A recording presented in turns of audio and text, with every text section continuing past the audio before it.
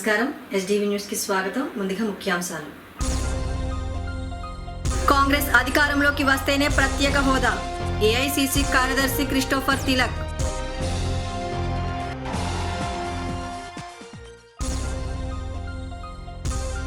రాజమండ్రిలో మార్చి 23న పోలవరం నిర్మాణం పునరావాసంపై రాష్ట్ర రౌండ్ టేబుల్ సమావేశం.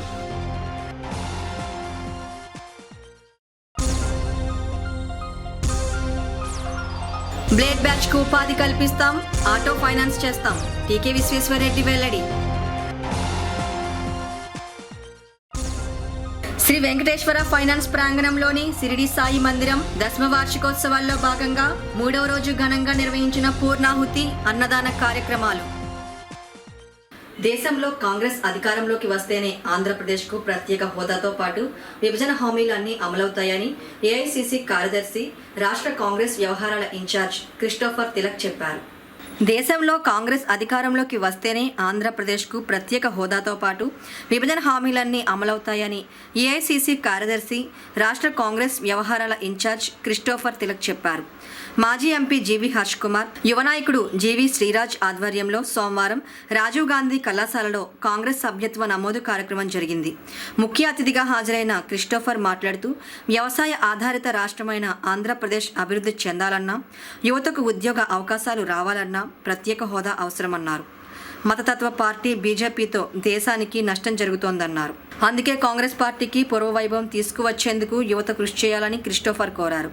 మాజీ ఎంపీ హర్ష్ కుమార్ మాట్లాడుతూ, రాష్ట్రంలో అన్ని పార్టీలు బీజేపీతో అంటకాగుతున్నాయని, అందుకే ఏపీకి కేంద్రం న్యాయం చేయడం లేదన్నారు. కేసుల భయంతో సీఎం జగన్ మాట్లాడడం లేదని విమర్శించారు. జగన్ పాలనలో దళితులపై దాడులు పెరిగిపోతున్నాయని ఆందోళన వ్యక్తం చేశారు.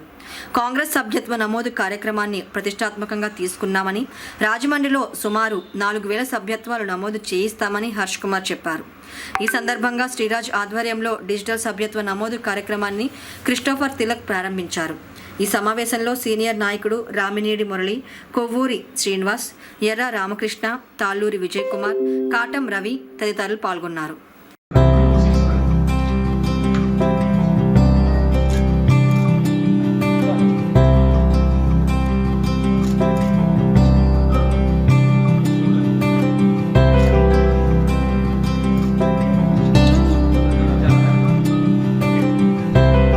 చూపించండి ఎలా చూపించండి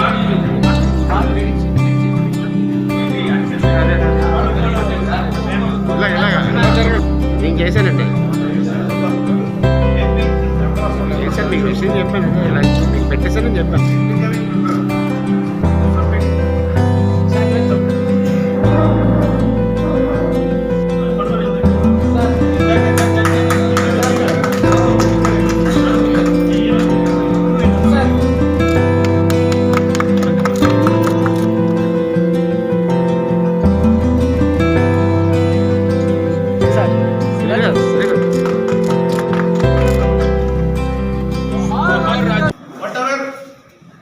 State needs for development will come only through special category status.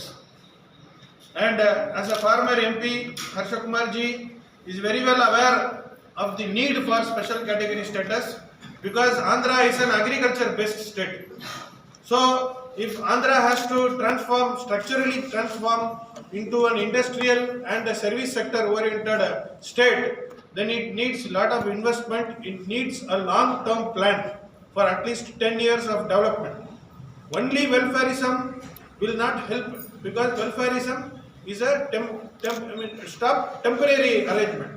But for the long run, for the future of the youngsters, there are a lot of institutes which are creating degree holders. But for employment, we need investment, we need a long-term development plan.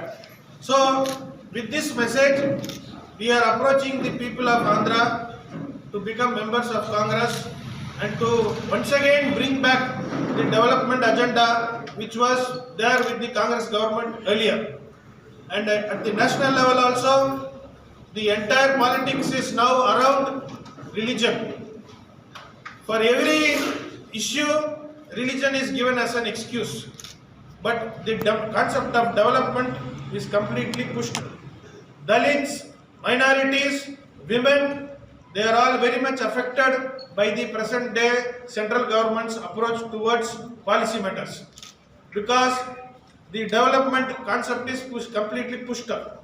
70 years of empowerment is gone. Now we are in 7 years of enslavement. So the empowerment which has happened for Dalits, minorities, Mahila, women and OBCs is completely stopped. So now we will have to again talk for empowerment through proper development. And today our young leader Shri Raj has taken this initiative to make members, and I request the people of Rajamundry and the Rajamundry Parliamentary District to cooperate, to come forward and to become members of Congress and to stand for the concept of development, stand for the idea of Congress which is inclusive, which is secular. I thank once again Harsha Kumar ji and Shri Raj. రాయలసీమలో meeting పెట్టిన BJP వాళ్ళు, లేకపోతే శ్రీకాకుళంలో meeting పెట్టిన వాళ్ళు చేయాల్సిన పనులు వాళ్ళు చేయకుండా ఈ రోజున తాత్సరం చేస్తూ ఉన్నారు. ఈ రాష్ట్రంలో అన్ని పార్టీలు కూడా బీజేపీతో ఉన్నాయి. ఈ రాష్ట్రంలో ఉన్న పార్టీలు, ముఖ్యంగా వైఎస్ఆర్సీపీ పార్టీ అన్ని బిల్లులకి మద్దతు ఇస్తూ పార్లమెంట్లో బీజేపీని సపోర్ట్ చేస్తూ, పార్లమెంట్లో బీజేపీకి అండదండలుగా ఉంటూ ఈ రోజున మనం అది చూస్తూ ఉంటాం. 10 సంవత్సరాల నుంచి మరి స్పెషల్ స్టేటస్ ఇవ్వకపోయినా కానీ ఎక్కడా కూడా వాళ్ళకి అడ్డు చెప్పకుండా అన్ని బిల్లులకి కూడా మద్దతు ఇవ్వడం అన్నది మనం చూస్తాం. ఒక్కసారి కూడా బాయ్కట్ చేయలేదు, స్పెషల్ స్టేటస్ రాలేదని. 25 మంది ఎంపీలు ఇస్తే నేను స్పెషల్ స్టేటస్ మెడలోంచి తీసుకొస్తానన్న మనిషి ఆ స్పెషల్ స్టేటస్ గురించి మాట్లాడలేని పరిస్థితుల్లో ఆయన ఉన్నాడు. దానికి మనకు కారణాలు తెలుసు. ఎందువల్లంటే ఆయన మీద ఉన్న కేసుల్ని తప్పించుకోవడానికి, ఆయన మీద ఉన్న కేసులు బయటకు రాకుండా, అరెస్ట్ అవ్వకుండా బీజేపీ ప్రభుత్వాన్ని ఆయన అనుసంధానంలో జరుగుతూ ఉండడం అన్నది మనం చూసాం. ఇకపోతే తెలుగుదేశం పార్టీ కూడా లాస్ట్ 5 సంవత్సరాల్లో వాళ్ళు చేసిన పని ఏంటంటే, ఈ రాష్ట్రానికి ఉమ్మడి రాజధాని కింద హైదరాబాద్ ఇచ్చారు. హైదరాబాద్ ఇచ్చినా కానీ హైదరాబాద్ని 10 సంవత్సరాలు మనం రాష్ట్ర రాజధానిగా ఉంచుకోకుండా సడన్గా అమరావతి స్టార్ట్ చేసాం. పూర్తి చేసామంటే సగం కూడా పూర్తి చేయలేని పరిస్థితి.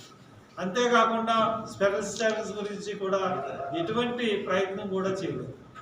ఈ పరిస్థితుల్లో కాంగ్రెస్ పార్టీ స్పెషల్ స్టేటస్ ఇస్తానంది, విభజన హామీలు ఇస్తానంది, తర్వాత ఒక రైల్వే జోన్ ఇస్తానంది, తర్వాత ఎన్నో కార్యక్రమాలు, దుర్గరోజు పోర్టు కానీ ఇవన్నీ కార్యక్రమాలు, విభజన హామీలన్నీ కూడా ఏది కూడా నెరవేరలేని పరిస్థితుల్లో ఈ రోజున ఈ చేతకాని ప్రభుత్వం ఉంది. కాంగ్రెస్ కానీ వస్తే లాస్ట్ ఎలక్షన్స్లోనే రాహుల్ గాంధీ గారు చెప్పారు, మా పార్టీ నాయకుడు, మా ఇంపార్టెంట్ నాయకుడైన రాహుల్ గాంధీ గారు, ఆంధ్రాకి మీరు కాంగ్రెస్ పార్టీని తీసుకుని వచ్చేది, సెంట్రల్లో కానీ కాంగ్రెస్ పార్టీ వస్తే first priority is to give it to Andhra Pradesh. మేము ఫస్ట్ ప్రయారిటీ ఇచ్చి స్పెషల్ స్టేటస్ని మేము ఇస్తామని చెప్పేసి ఘంటాపథంగా ఎన్నో మీటింగ్లో చెప్పారు.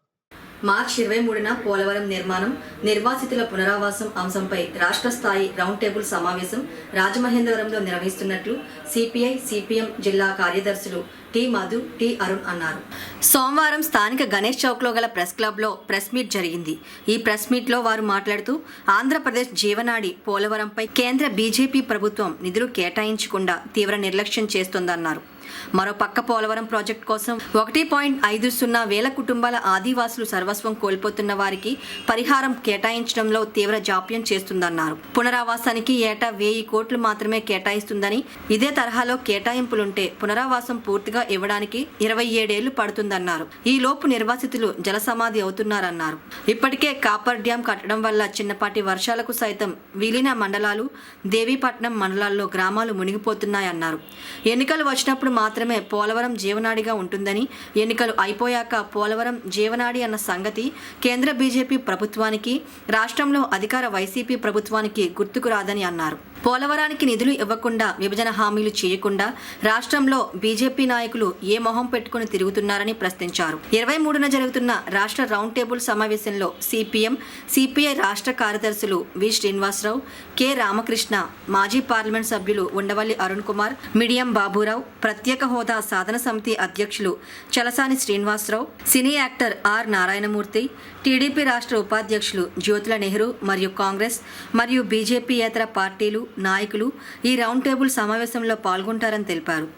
ఈ ప్రెస్ మీట్లో సిపిఎం నగర కార్యదర్శి బి పవన్, నాయకులు ఎస్ఎస్ మూర్తి, బి రాజులోవా, బి పూర్ణిమరాజు, సిపిఐ నాయకులు కొండలరావు, బి రవిచంద్ర, కె రాంబాబు పాల్గొన్నారు.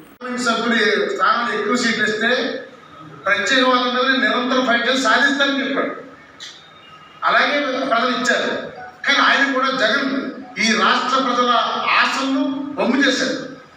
అందుకని ఈ బీజేపీ చేస్తున్న ద్వంద్వ విధానాలని ఆయన ఎండగట్టి మాతో కలిసి వచ్చి అందరూ ఐక్యంగా ఉద్యమం చేసినట్టు మాత్రమే మన కళ ఏది జరగడుతుందో పోలవరం అది సాధించుకుంటామని.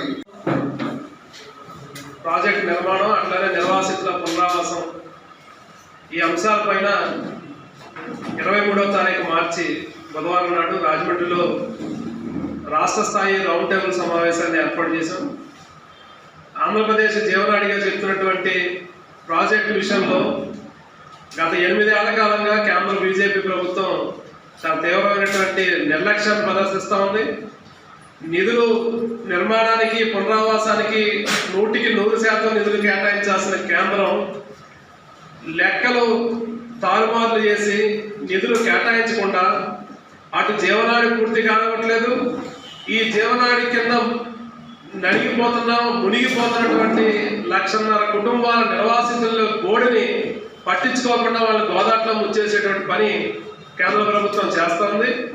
దాదాపుగా 30,000 కోట్ల రూపాయలు నిర్వాసిత పునరావాసానికి ఇంకా కావాల్సి ఉన్నా ఇప్పటికీ బడ్జెట్లో ఏడాదికి 1000 కోట్లు మినహా దాంట్లో ఎక్కడ కూడా కేటాయింపులు ఉండట్లేదు. ఆ రకంగా 373 గ్రామాల్లో 1,50,000 కుటుంబాలను గోదాట్లో ఉంచేటువంటి కేంద్ర బీజేపీ ప్రభుత్వ విధానానికి వ్యతిరేకంగా నిర్వాసితుల పునరావాసం ప్రధాన ఎజెండాగా పోలవరం ప్రాజెక్టు నిర్మాణాంశాన్ని కూడా తీసుకుని రాష్ట్ర స్థాయి రౌండ్ టేబుల్ సమావేశం ఏర్పాటు చేస్తున్నాం. ఈ రౌండ్ టేబుల్ సమావేశానికి అన్ని పార్టీల రాష్ట్ర నాయకులు, నీటిపారుదల రంగ నిపుణులు, మాజీ పార్లమెంటు సభ్యులు, గిరిజన ఉద్యమాల నాయకులు, నిర్వాసితుల నాయకులు అందరినీ కూడా ఆహ్వానిస్తా ఉన్నాము. ఆ రకంగా కేంద్ర ప్రభుత్వం అట్లనే ఈ స్థానికంగా రాష్ట్ర ప్రభుత్వం కూడా నిర్వాసితులకు సంబంధించినటువంటి ఎన్నికల ముందు ఇచ్చిన హామీలు అమలు చేయాలని చెప్పని ఈ 2 ప్రభుత్వాల మీద ఈ ఒత్తిడి చేసేదానికోసం ఈ రౌండ్ టేబుల్ సమావేశాన్ని పెట్టున్నాం. ఈ సమావేశాన్ని జయప్రదం చేయాలని మిత్రులందరూ విజ్ఞప్తి చేస్తాం. రాజమండ్రి నగరంలోని blade batch, settlement batch, rowdy షీటర్లు తమ పద్ధతులు మార్చుకుంటే వారికి ఉపాధి కల్పిస్తామని వైఎస్ఆర్సీపీ సీనియర్ నాయకులు టీకే విశ్వేశ్వరరెడ్డి చెప్పారు. రాజమండ్రి ప్రెస్ క్లబ్లో సోమవారం ఏర్పాటు చేసిన మీడియా సమావేశంలో టీకే విశ్వేశ్వరరెడ్డి మాట్లాడుతూ నగరంలో బ్లేడ్ బ్యాచ్లు చెలరేగిపోతున్నాయని, దారి కాచి దాడులు చేస్తూ నగదు, ప్రాణాలు హరిస్తున్నాయని ఆందోళన వ్యక్తం చేశారు. పోలీసుల అలసత్వం వల్ల వీరు ఇష్టారాజ్యంగా వ్యవహరిస్తున్నారని మండిపడ్డారు. వీరిని పోలీసులు అదుపు చేయకపోతే డీజీపీ రాజేంద్రనాథ్ రెడ్డి ఆఫీస్కి వెళ్లి ఫిర్యాదు చేస్తామని హెచ్చరించారు. ఇకనైనా బ్లేడ్ బ్యాచ్లు, రౌడీ షీటర్లు, సెటిల్మెంట్ బ్యాచ్లు పాత పద్ధతికి స్వస్తి చెబితే తాను స్వయంగా వారందరికీ ఆటో ఫైనాన్స్ చేసి ఉపాధి కల్పిస్తానని టీకే విశ్వేశ్వరరెడ్డి తెలిపారు. ఈ విలేకరుల సమావేశంలో వైకాపా నాయకులు బర్రె కొండబాబు, సోర్దాస్ సుందర్ సింగ్, గారా చంటి తదితరులు పాల్గొన్నారు. ఈరోజు ముఖ్యంగా ప్రెస్ మీట్ పెట్టడం ఉద్దేశం ఏంటంటే ఈ మధ్యకాలంలో మనం చూస్తున్నాం రాజమండ్రి నగరంలో blade batch, rowdy sheeters, settlement gang సంస్కృతి బాగా ఎక్కువైపోయింది. మరి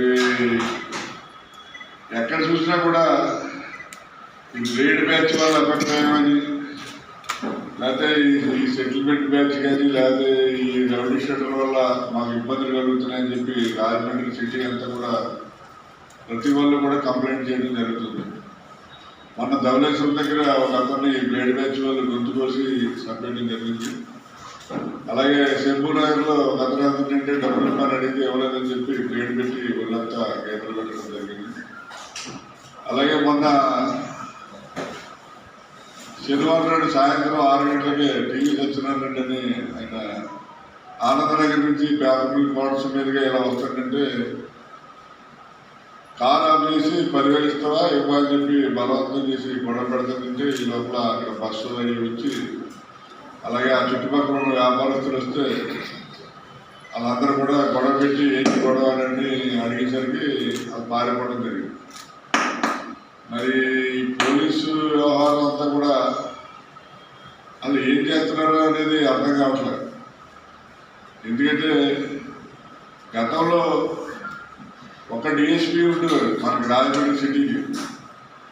రాజీవ్ త్రివేది కానీ షికాగోయిల్ కానీ వీళ్ళంతా సింగిల్గా ఉంటే కూడా రాజమండ్రి అంతా కూడా గడగడలు ఆడించేవారు. ఎక్కడ కూడా రౌడీ షీటర్స్ కానీ లేకపోతే సెటిల్మెంట్ గ్యాంగ్ కానీ ఇలాంటి వాళ్ళకి ఎవరికి కూడా అవకాశం లేకుండా చాలా స్ట్రిక్ట్గా ఆ డిఎస్పీ అంటే అందరూ భయభ్రాంతులు చెందేటట్టుగా అప్పట్లో మరి చేయడం జరిగేది.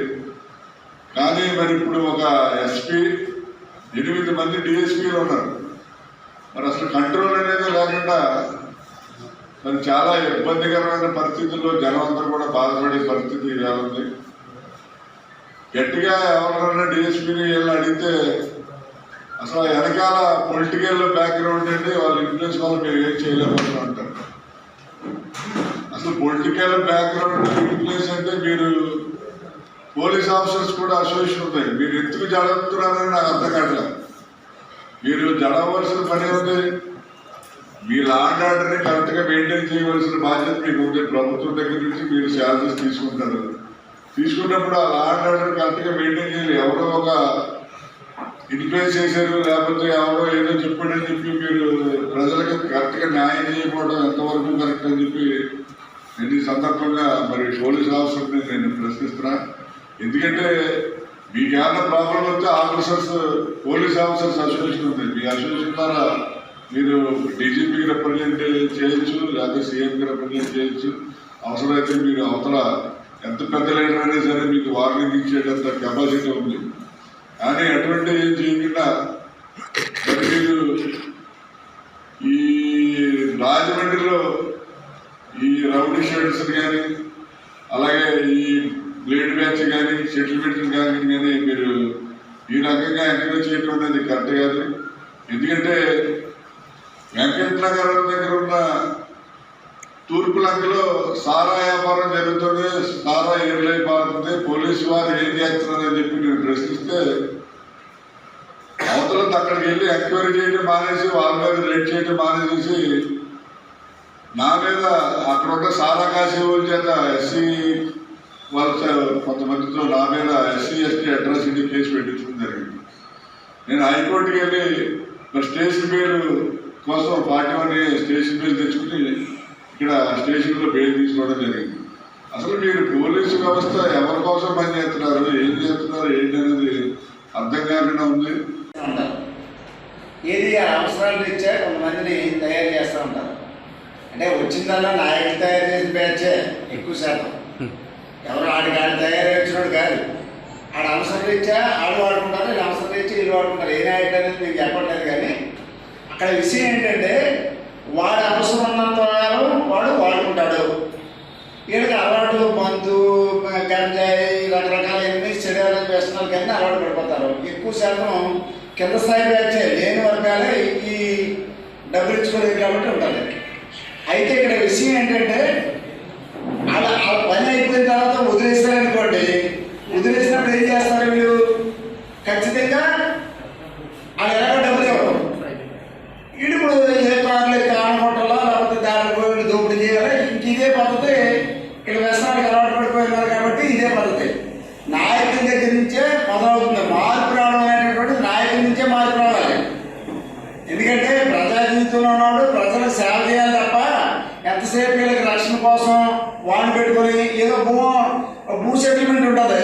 ఆ సెటిల్మెంట్ కోసం వెళ్తారు. అవతల దొరికింది చేయడానికి వస్తారు. ఆయనకి అన్నేయాలా? ఆయనకి అన్నేయాలంటే ఏంటి? ఇక్కడ బ్యాచ్లు తయారు చేసుకోవాలా? ఆడ భూమి సెటిల్ అయిపోయి ఆ డబ్బు కోట్లు సంపాదించుకొని లక్షలు సంపాదించుకున్న వరకు వీళ్ళు వాడుకుంటారు. ఆ తర్వాత ఆడేంటి ఆ భూమి సెట్ అయిపోయిన తర్వాత ఆ రోజునే మందు విందు పొలాలు గిలవలు అందిస్తారు. అంటే నేను చెప్పేది ఏంటంటే ఈ బ్లేడ్ బ్యాచ్ అనుకున్నవాడు ఎవరైనా సరే తయారవ్వాలని కోరుకున్నవాడు దయచేసి మీరు దొంగలుగానో గజ దొంగలుగానో తయారైపోతారు తప్ప మీ ఫ్యామిలీకి దూరం అవుతారు తప్ప కూడా కాదు.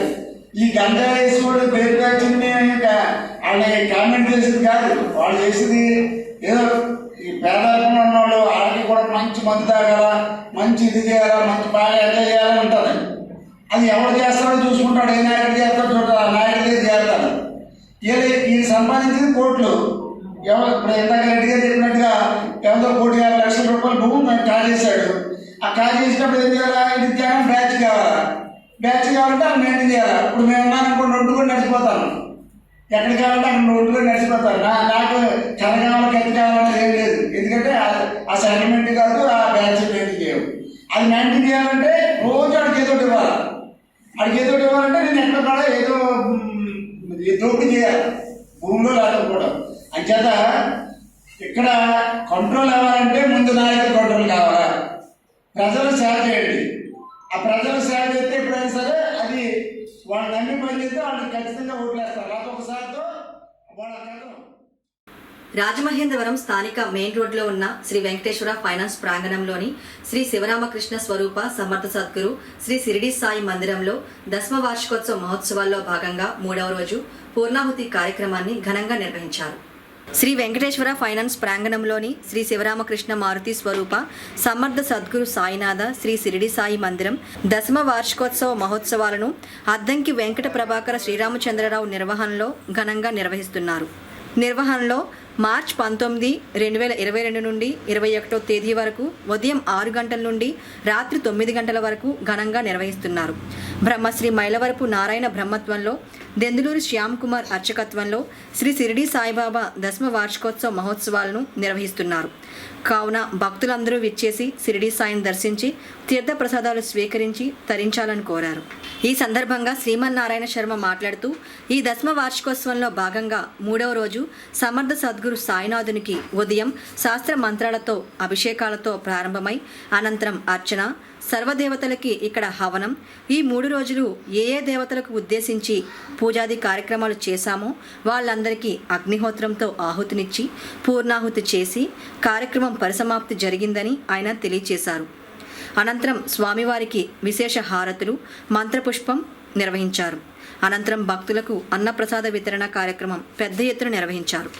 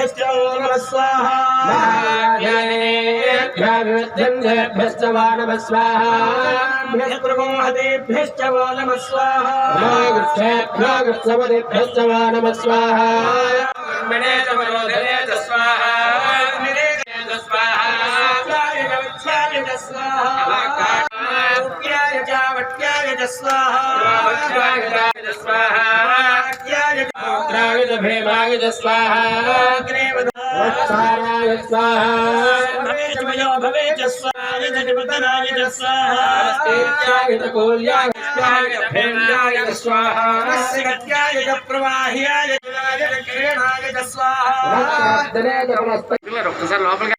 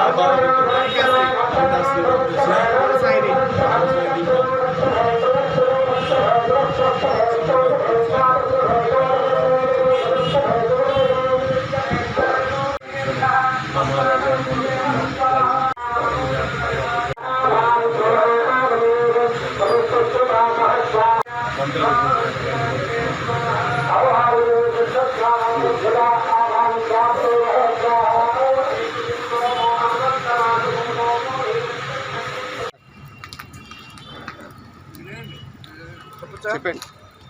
శివాయ గురవే నమః. రాజమండ్రి పట్టణం మెయిన్ రోడ్లో వెంకటేశ్వర ఫైనాన్స్ కంపెనీ వారిచే స్థాపింపబడిన షిరిడి సాయిబాబా వారి ప్రతిష్ఠా వార్షిక మహోత్సవ బ్రహ్మోత్సవాల్లో 3వ రోజు కార్యక్రమాలు ఈరోజు ఉదయం స్వామివారికి శాంతి మంత్రాలతో అభిషేకంతో ప్రారంభమయ్యి స్వామికి అభిషేకం అనంతరం అర్చన సర్వదేవతలకి ఇక్కడ హవనం. ఈ 3 రోజులు ఏ దేవతలను ఉద్దేశించి మనం ఇక్కడ పూజాధికారి చేసిన వాళ్ళందరికీ కూడా అగ్నిహోత్ర ద్వారా ఆహుతులు ఇచ్చి పూర్ణాహుతి చేసి కార్యక్రమాన్ని పరిసమాప్తి చేస్తారు. యజ్ఞ కార్యక్రమం పూర్ణాహుతి అయిన తర్వాత కింద స్వామివారికి మందిరంలో విశేష హారతలు మంత్రపుష్పం అనంతరం భక్తులందరికీ కూడా అన్నప్రసాద వితరణ కార్యక్రమం జరుగుతుంది. అది అయిన తర్వాత మామూలుగా మధ్యాహ్నం 2 గంటల నుంచి భజన విష్ణు సహస్ర పారాయణ కార్యక్రమం, సాయంకాలం భజన గాత్ర కచేరీ అలాంటి సంస్కృత కార్యక్రమాలతో ఈ 3 రోజు కార్యక్రమాలు పరిసమాప్తం ఉంటాయి. కాబట్టి ఇటు 50 మంది భక్తులు కూడా ఇక్కడికి విచ్చేసి బాబావారిని దర్శించుకుని స్వామి అనుగ్రహానికి పాత్రులై సుఖశాంతులతో ఉండాలని, అదే కాకుండా మళ్ళీ ప్రస్తుత వర్తమాన కాలంలో గత 3 సంవత్సరాలు బట్టి కరోనాతోటి అందరూ ప్రపంచమంతా బాధపడుతోంది. కాబట్టి అటువంటి బిందు సంపర్కమైన ఆ కరోనా వ్యాధి సత్వరంగా అందరికీ తగ్గి ఎటువంటి బాధ లేకుండా ప్రపంచంలో ఉండే ప్రజలందరూ కూడా శాంతి సుఖాలతో ఉండాలని స్వామివారి మనసారా ప్రార్థన చేస్తూ ఈ కార్యక్రమాన్ని మా గురువుగారి ఆజ్ఞానుసారం ప్రతి సంవత్సరం చేస్తున్నాం. అలాగే ఈరోజు కూడా కార్యక్రమం మరికొద్ది క్షణాల్లో పూర్ణాహుతోటి ఇక్కడ కార్యక్రమం పరిసమాప్తమై మిగిలిన కార్యక్రమాలన్నీ కూడా రాత్రి వరకు యథాప్రకారంగా ఉంటాయి. కాబట్టి 50 మంది ఈ కార్యక్రమాన్ని పాల్గొని బాబావారి అనుగ్రహాన్ని పొంది సుఖశాంతులతో ఉండాలి మరొకసారి స్వామివారి తరఫున కమిటీ తరఫున అందరికీ తెలియజేస్తాను.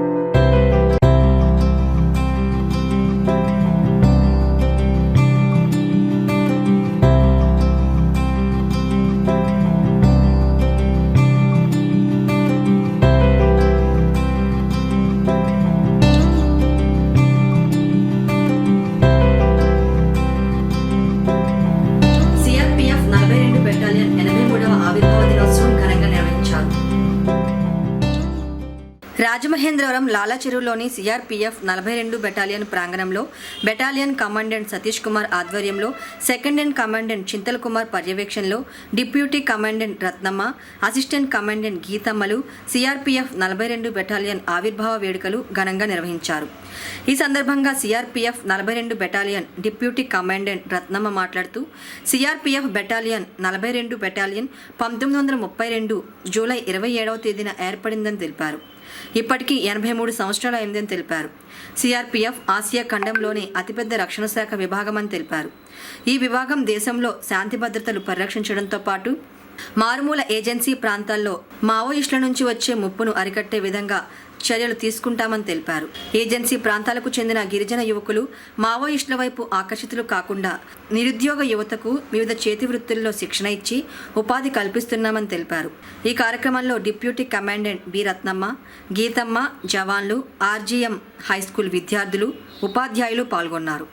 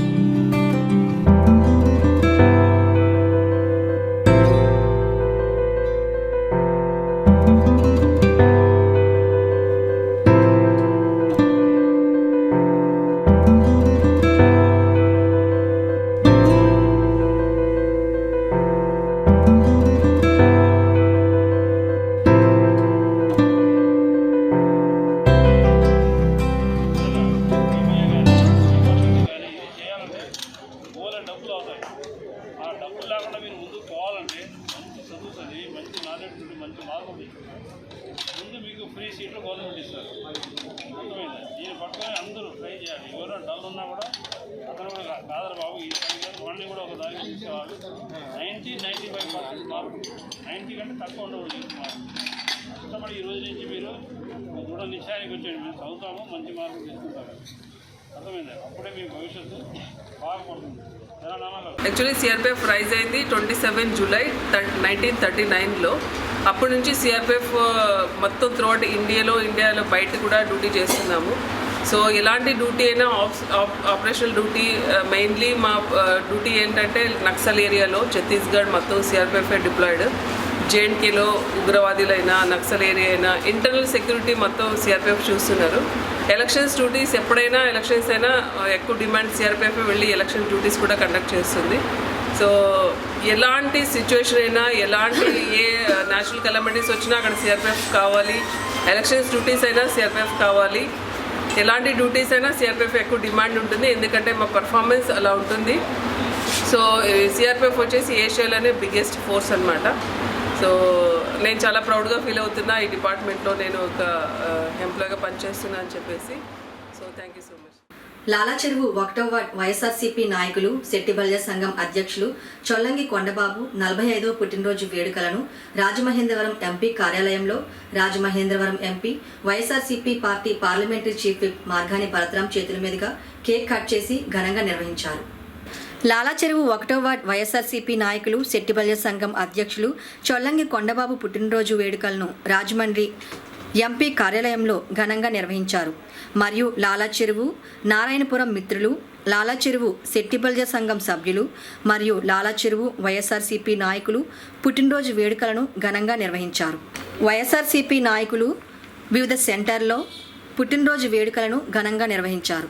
ఈ కార్యక్రమంలో కడలి వెంకటేశ్వరరావు, 50వ వార్డ్ వైఎస్ఆర్సీపీ నాయకులు మాజీ కార్పొరేటర్ గుత్తిల మురళీధర్రావు, చొల్లంగి బ్రహ్మాజీ, రాయుడు గణేష్, బీసీ నాయకులు పైడిరాజు, చొల్లంగి లక్ష్మణ్, కరీముల్లా, ట్రాక్టర్ శ్రీను, విన్నా వాసు, జిలాని, శాంసన్, రాంబాబు, శ్రీను, యోగి, శివశంకర్ తదితరులు పాల్గొన్నారు. ఇప్పుడు సంక్షిప్త వార్తలు. కాంగ్రెస్ పార్టీకి ప్రజల్లో ఆదరణ పెరుగుతోందని, దీన్ని దృష్టిలో పెట్టుకుని సభ్యత్వ నమోదులో నాయకులు, కార్యకర్తలు చురుగ్గా పాల్గొనాలని ఏఐసీసీ కార్యదర్శి క్రిస్టోఫర్ తిలక్ అన్నారు. రాజమండ్రి జిల్లా కాంగ్రెస్ కార్యాలయంలో జిల్లా కాంగ్రెస్ సమావేశం అధ్యక్షుడు మార్టిన్ లూథర్ అధ్యక్షతన జరిగింది. ఈ సమావేశంలో 7 నియోజకవర్గాల ఇన్ఛార్జీలు, మండల కాంగ్రెస్ అధ్యక్షులు, జిల్లా కాంగ్రెస్ కమిటీ కార్యవర్గ సభ్యులు పాల్గొన్నారు. ఈ సందర్భంగా క్రిస్టోఫర్ తిలక్ మాట్లాడుతూ, జిల్లాలో ఇప్పటికే అధిక సంఖ్యలో డిజిటల్ మెంబర్షిప్ జరిగిందని, ఈ నెల 30వ తేదీతో మెంబర్షిప్ డ్రైవ్ పూర్తవుతుందన్నారు. కాబట్టి మరింత వేగంగా పనిచేసి చీఫ్ ఎన్రోలర్స్ డిజిటల్ మెంబర్షిప్ చేయాలని మార్టిన్ అన్నారు. గ్రామాల్లో ఇప్పటికే కాంగ్రెస్ను ప్రజలు ఆదరిస్తున్నారని, మరింత ఉత్సాహంతో పనిచేసి ప్రతి కార్యకర్త వాళ్ళ పరిధిలోని బూత్లో పార్టీ బలోపేతమయ్యేలా కృషి చేయాలన్నారు. దేశానికి రాహుల్ గాంధీని ప్రధానిగా చేసేలా పనిచేయాలన్నారు.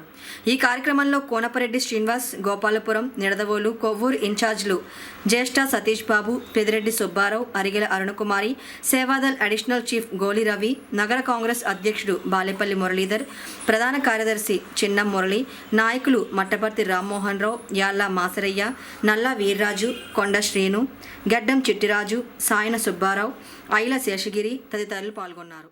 రాజమహేంద్రవరంలో జనసేన మున్సిపల్ కార్పొరేషన్ అధ్యక్షులు వై శ్రీనివాస్ ఆధ్వర్యంలో నగర ముఖ్య ప్రాంగణాల్లో విధిస్తున్న పెయిడ్ పార్కింగ్, 15% ఆస్తి పన్ను పెంపుపై భారీ ఎత్తున కార్యకర్తలతో నిరసన తెలియజేశారు. నగరపాలక సంస్థ కార్యాలయం గేటు ఎదురుగా బైఠాయించి ప్రభుత్వ పనితీరును ఎండగడుతూ ధర్నా చేయడం జరిగింది.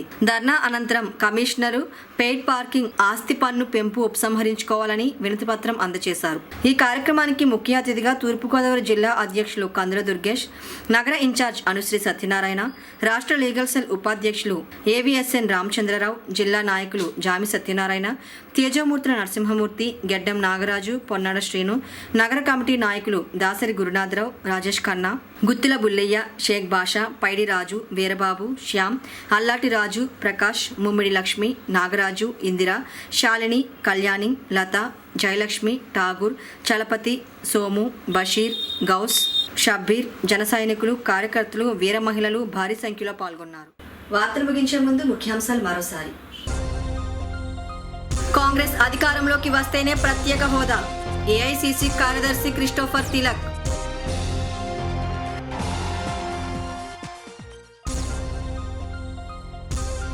రాజమండ్రిలో మార్చి 23న పోలవరం నిర్మాణం పునరావాసంపై రాష్ట్ర రౌండ్ టేబుల్ సమావేశం.